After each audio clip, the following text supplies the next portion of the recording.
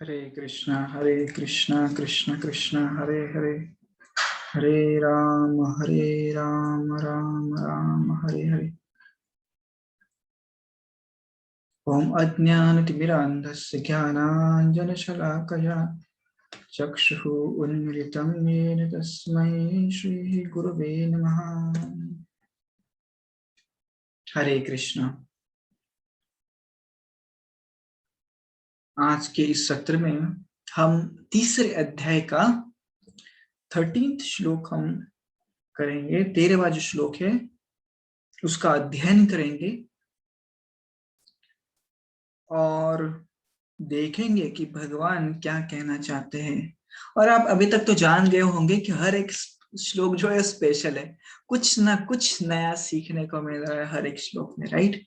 तो मैंने इसका नाम दिया ordinary activities turn into divine offerings when the intent is service. जब तक आपके मन में सेवा की भावना है ना, तो साधारण चीजें भी दिव्य हो जाती है।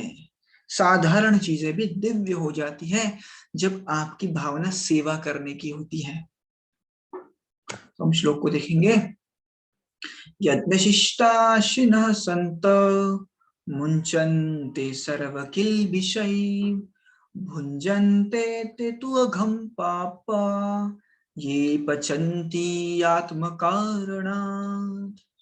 यज्ञशिष्टाशिनः सन्तो मुञ्चन्ते सर्वकिल्बिषै भुञ्जन्ते त्वघं पापा ये पचन्ति आत्मकारणात्। यज्ञ शिष्टाशिनः सन्त। What is the meaning of यज्ञ? यज्ञ का अर्थ क्या होता है? Fire, right. शिष्ट मतलब उच्चिष्ट। यज्ञ से जो उच्चिष्ट मिलता है, यज्ञ को देने के बाद जो उच्चिष्ट रहता है, वो यदि कोई खा रहा है तो मुंचन्ते सर्व किल्बिषई। किल्बिषई का अर्थ होता है पाप, मुंचन्ते का अर्थ होता है उसे लगते नहीं। संत मतलब श्रेष्ठ आदमी। श्रेष्ठ आदमी क्या करते हैं? यज्ञ को देने के बाद ही खाते हैं, तो उससे उनको पाप नहीं लगता। भुंजन्ते ते त्वघं पापम ये पचन्ति आत्म कारणात्। परंतु जो खुद खाता है, जो खुद के लिए पकाता है, उसको पाप लगता है। भुंजन्ते ते त्वघं पापम ये पचन्ति आत्म कारणात्। तो जो भी भगवान को पहले देता है और खाता है उसे पाप नहीं लगता। भुंजन्ते ते त्वघं पापा ये पचन्ति आत्म कारणात्। जो खुद के लिए पकाता है और खाता है उसे पाप लगता है। तो दो अर्थ होते इसके। एक अर्थ होता है कि आप जो पकवान बना रहे घर में, पहले भगवान को अर्पण कीजिए। और यदि कर्म की दृष्टि से देखें तो जो आप कर्म कर रहे हैं वो भगवान के लिए कीजिए, तो उसे पाप नहीं लगेंगे। यही कृष्ण अर्जुन को बताना चाहते हैं पूरे ये तीसरे अध्याय में, जिसका नाम है कर्मयोग। आप कर्म करो और जो फल है उसकी अपेक्षा मत करो, आप मेरे लिए कर्म करो, तो आपको पाप नहीं लगेंगे। कृष्ण अर्जुन को बड़ा कंसर्न था ना कि मैं इतने लोगों को मार दूंगा तो पाप लगेगा। कृष्ण ने कहा do it as your duty, do it because it's my instruction, तो आपको पाप नहीं लगेगा।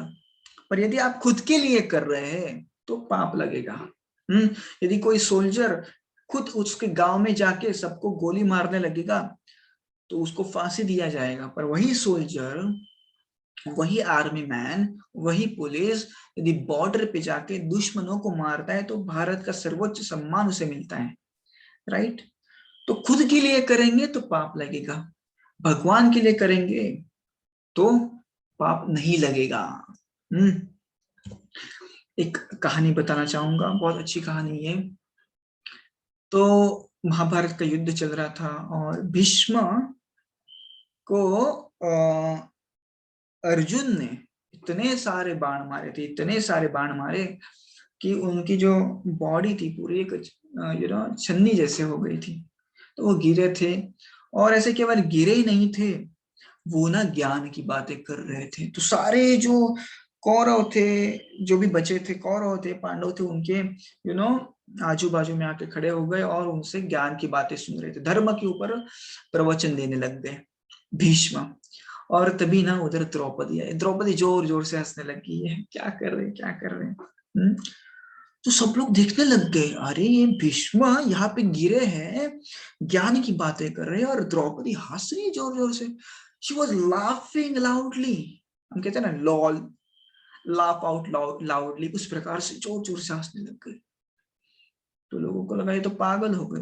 तो भीष्म ने कहा, क्या हुआ द्रौपदी, आप इतनी हंस क्यों रहे हैं, कुछ तो कारण होगा, राइट।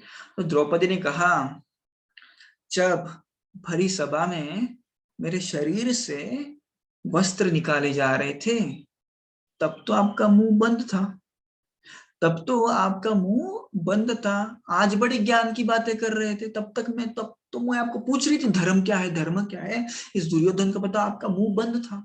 आज बड़े मरते समय पे आप धर्म की बातें कर रहे हैं। तो भीष्म जी ने बहुत ही अच्छा उत्तर दिया। उन्होंने कहा, द्रौपदी, असल में बात ऐसी है कि पहले मैं दुर्योधन का नौकर था, एक प्रकार से नौकर था, उसका अन्न खाता था, और उसका अन्न खाता था, इसलिए मेरा जो पूरा शरीर है, मेरे पूरे शरीर के खून में वो पाप भरा था दुर्योधन का, इसलिए मैं बोल ही नहीं पाया। इतना सारा पाप भरा था मेरे खून में, आज क्या हो गया, ये अर्जुन के बाणों ने ये सारा खून निकाल दिया, और अभी मेरा जो असली नेचर है वो बाहर आ रहा है। तो इस प्रकार से बताने का उद्देश्य यही है कि जो हम खाते हैं वही बनते हैं, जिसका हम खाएंगे वही बनेंगे। तो इसलिए भगवान को अर्पण करके खाइए, कॉन्शियसनेस अच्छा रहेगा, चेतना अच्छी बनी रहेगी, राइट। भुंजन्ते तुगम पापम ये पचन्ति आत्म कारणात्, और जो खुद के लिए पकाता है, खुद खाता है, उसे पाप लगता है। ये आत्म कारणात् वर्ड है ना, बहुत इंपॉर्टेंट है यहाँ पे, आत्म कारणात्, खुद के लिए। तो हमको खुद के लिए नहीं करना है, कुछ भी हो, खुद के लिए नहीं करना है। जो भी भगवान ने दिया है, कुछ ना कुछ दूसरों की सेवा में लगाना है। भगवान गीता में 2-3 बार कहे, सर्वभूत हिते रतः, दूसरों की सेवा में लगता है ना वो मेरा भक्त है, ऐसे कहते हैं भगवान। तो जब तक हम खुद के बारे में सोचेंगे ना, दुखी रहेंगे। लिख लो ये, जो भी व्यक्ति डिप्रेशन में है ना, जो भी व्यक्ति डिप्रेशन में होता है ना, एक सबसे बड़ा उसका कारण है केवल खुद के लिए सोचते रहते हैं। जैसे ही हम अपनी दृष्टि को विस्तृत कर देंगे, डिप्रेशन अपने आप कम हो जाएगा, खुशी बढ़ने लगेगी। हाँ, और भगवान इस श्लोक में कह रहे हैं, जैसे मैंने इसका नाम दिया, आपने देखा होगा कि ordinary activities will also turn into divine offerings when the intent is service. तो सेवा की भावना में, अच्छी भावना में यदि दूसरों की सेवा करेंगे तो भगवान उसको आपको मदद करेंगे। मैं एक कहानी देखेंगे हम। तो एक बार की बात है, दक्षिण भारत में चोला राज्य में एक यंग सोल्जर था जिसका नाम था मन्नन, राइट। और तिरुमंगाई नाम का एक राज्य था छोटा सा, उसको दिया था संभालने के लिए, क्योंकि बहुत शूरवीर था ये सोल्जर। पर ऐसे एक दिन वो वन में जा रहा था, तो वन में उसने एक सुंदर लड़की को देखा जिसका नाम था कुमुदवल्ली। तो कहा कि आप शादी कर लो मेरे से। तो कुमुदवल्ली ने कहा, क्या है ना, मैं विष्णु की भक्त हूँ, तो आपको भी भक्त बनना पड़ेगा। बोला ठीक है, क्या लगता है भक्त बनने के लिए। बोले तिलक लगाओ, लगा लिया। और जब करो, बोले कर लिया। और एक काम करना है, बोले क्या, आपको रोज 1008 ब्राह्मणों को भोजन खिलाना है। बोले चलो कर दिया, आप शादी करेंगी ना, मैं करूंगी। तो करने लग गए सेवा वो। When the intent is service, simple activity becomes divine offerings. और जब डिवाइन ऑफरिंग बनती है ना, भगवान भी आपको मदद करने आ जाते हैं। देखिए कैसे क्या होता है आगे। तो खिलाने लग गए सब ब्राह्मणों को। सब अभी काम भूल के क्या करते, सुबह उठते थे, कुकिंग करते थे। बाकी काम तो छोड़ दिया था ना, कुकिंग करते थे। तो पैसे धीरे धीरे धीरे धीरे खत्म होने लग गए। तो एक्चुअली कैसा होता है ना, ये छोटे राज्यों को बड़े राज्यों को कुछ देना पड़ता है, टैक्स देना पड़ता है। तो चोला राजा ने बताया कि मन्नन, आपने दिया नहीं टैक्स। बोले मेरे पास नहीं है। तो राजा बहुत गुस्सा हो गया। राजा ने कुछ सैनिकों को भेजा, पर वो मन्नन जो था बड़ा पावरफुल था, उसने सब सैनिकों को हरा दिया। पर फिर भी जो मेन प्रॉब्लम था, पैसे खत्म हो गए थे, उसका क्या करने का। तो उसने सोचा अभी मैं चोरी करने लग जाऊंगा, चोरी करूंगा, जो भी रिच लोग हैं उनसे पैसा चुरा के मैं इन ब्राह्मणों को खाना खिलाऊंगा, राइट। तो जो भी मुझे लगेगा कि पैसे वाला है और भगवान का भक्त नहीं, मैं उसे लूटूंगा। तो रात में वो क्या करता था, जंगल में जाता था और देखता था कि कोई है क्या, कोई आ रहा है क्या व्यापारी, तो लूटता था उसे, चला।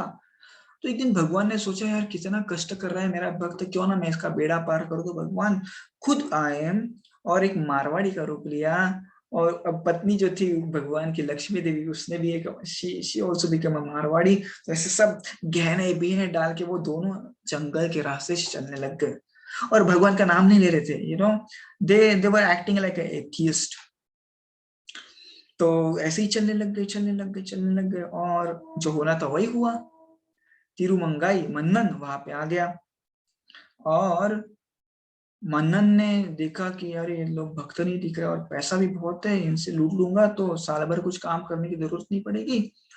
तो आ गया तलवार लेके उनके सामने, चलो पैसा निकालो, पैसा निकालो, धन संपत्ति निकालो। तो ये डरती मारे सब धन दे दिया। तो उसने कहा आपके हाथों में क्या है, वो भी निकालो, निकालो, निकालो। जो भी था सब दे दिया। अभी दोनों के हाथ पैर में कुछ भी नहीं था, पर फिर भी मन्नन ने देखा कि पैर में पत्नी के, उनके पत्नी के, भगवान के पत्नी के लक्ष्मी के पैरों में अंगूठी है, बड़ी चमक रही है अंगूठी। तो उसने कहा अंगूठी निकालो, अंगूठी दे दो। हीरे की अंगूठी आपने रखी है पैर में, जल्दी निकालो। बोले वो निकलती नहीं, बहुत टाइट है। तो उसने कहा ठीक है ठीक है मैं निकालता हूँ। वो गया खुद, और जैसे ही लक्ष्मी देवी के चरणों में स्पर्श किया, एक दिव्य अनुभूति, हाँ, उसे उससे आई। उसे लगा कि ये कोई साधारण लोग नहीं है, और अपने आप उसके मुंह से भगवान की ग्लोरिफिकेशन बाहर पड़ने लगी। कि क्या कर रहा था वो, सेवा ही तो कर रहा था ना। तो प्यूरिफिकेशन हो रहा था, और भगवान का ग्लोरिफिकेशन करने लग गया, अभी स्तुति करने लग गया भगवान की, और भगवान ने उसे दर्शन दिया। राइट। तो आपका जो इंटेंट यदि अच्छा है, आपकी जो भावना यदि अच्छी है ना, तो भगवान भी आपको मदद करने आएंगे। ये है ये वर्ष का अर्थ, according to my small intelligence. Right. ये पचंती आत्म कारणा, ये खुद के लिए करेंगे तो भगवान मदद नहीं करेंगे, दूसरों के लिए करेंगे तो भगवान जरूर मदद करेंगे। धन्यवाद। हरे कृष्णा।